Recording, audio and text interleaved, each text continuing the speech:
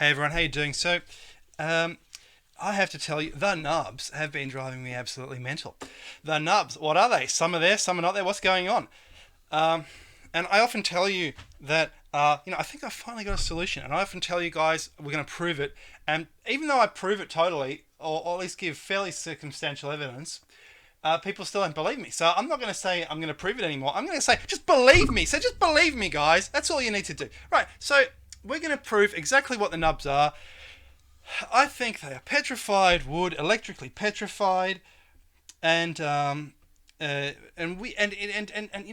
is an absolute genius. He said, okay, I told him about melted stone. Look, melting stone's not going to build you anything.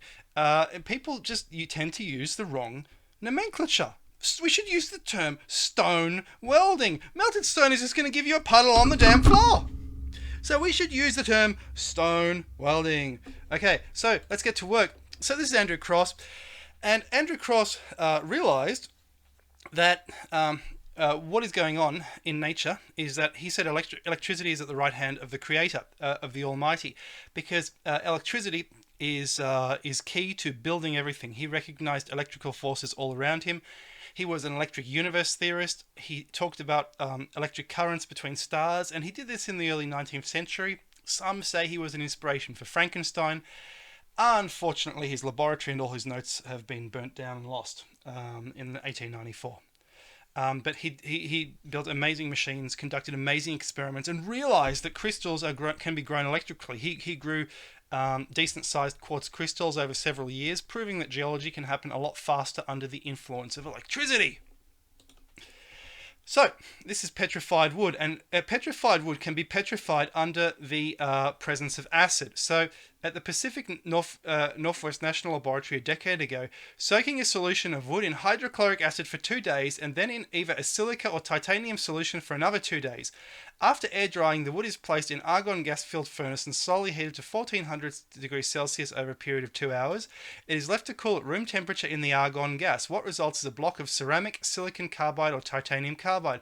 Probably not as beautiful or interesting to look at as one that took millions of years to form, but cool nonetheless. So you can quite quickly form petrified wood using electricity and acid. And of course, acid is the basis of all electricity. Acid is what makes any two different metals a battery. Acid is what burns you because it's trying to turn you into a battery. Acid is what melts stones. Aha, a connection. A connection between melting stones and electricity. That's interesting. So here we have some very beautiful nubs. And I put it to you, these are put there to admire the fine workery of the stonemason. The stonemason himself has left these here, and you know what the aim was? The aim was to leave a nub, because why not? Why take it off? The aim was to leave a nub because this process was so involved that it was easy to destroy the nub. So they thought, let's leave the nub. So let's look at what this stone welding process is. This is so exciting. So now notice the nubs are at the bottom. Why are they at the bottom? The stones, presumably for lifting the stones. But ain't nobody lifting something with something as small as that. So what's going on? It must have been something bigger, a kind of frame, maybe a piece of wood. And this is where I'm starting to get many different clues and so forth happening. Now, you will notice under these, under some nubs, there is some beveling. We know about beveling. Look at this huge beveling here under this nub. Do you see that it's different here? That is where the stones have been welded together. And these, wood, metal, whatever they were, have been used to lift the stones into place. And then sometimes the nub itself has been used as raw material, possibly a bit of stone or something else. Or if not stone, if wood has been used, or whatever it was, has been melted over that area to anneal it, and I can prove it. So here we have a case where the wood, if it was wood, or whatever it was, a frame or something, seems to have rotted away and left some holes. And then the holes have been possibly filled in over time. Or these are simply cutting marks in order to cut this large piece of stone. That's a possibility as well. Here, this is the evidence. Okay, guys, this is the evidence. The smoking gun. Do you see how there's a large nub there? And there is no large nub there, no large nub there, no large nub there, no large nub there. That is because this is the raw material for filling in that, I believe. Here it's been filled in, there's been a bit left. So I always thought to myself, why are there tiny little crummy little stones there underneath this beautiful piece of rock?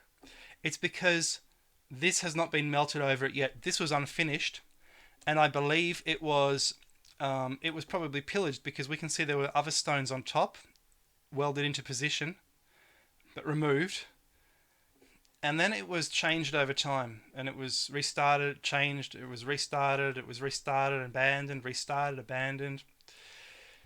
Here we see 1, 2, 3, like a totem pole, the triple god, 3 representations, possibly it's been chiseled off. Here, there are nubs.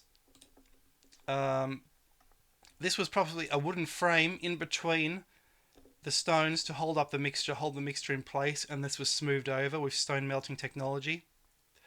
We see the nubs on the edges for this reason, to give us the raw material to melt into there. And then the remainder could have been left or chiseled off or whatever. I think some of the nubs were wood. Some of the nubs were stone cuts. Some of the nubs are literally stone, decorative, left over from a bigger nub like that. That's obvious. This is fascinating. And these are the bits of wood which have been left from the wooden frame. This is petrified wood. Petrified wood has a certain appearance, and people on Twitter have told me the nubs don't look like petrified wood. Petrified wood is just beautiful. Look at that. Imagine having that in your house. That would be absolutely incredible. But here's the thing. We've just shown that wood can be electrically petrified, which is fascinating. Now, this is filled with opal, but you can tell it was a tree because it's got this. And you look at the tree trunk. You see how the tree trunk is? And it's not actually round like a tree. It's actually got indentations taken out of it. It's actually a bit zigzaggy, which is interesting. It's shrunk or something. And we see a similar structure here in this petrified wood that someone in Queensland wants $300 for this joke of a look. You can buy an ancient artifact from Egypt for $300. Why would you pay $300 for this? But anyway, some people want a lot of money. They're desperate. But you see the striations, the lines, similar to the lines we see here. Now, look at the devil's arrows in England. And I put it to you, these are now petrified trees. And these were thought to be, Sarzens or whatever. Probably Stonehenge is petrified trees as well. It's a similar stone to this. They say it's a natural cement. I don't know. I really don't know.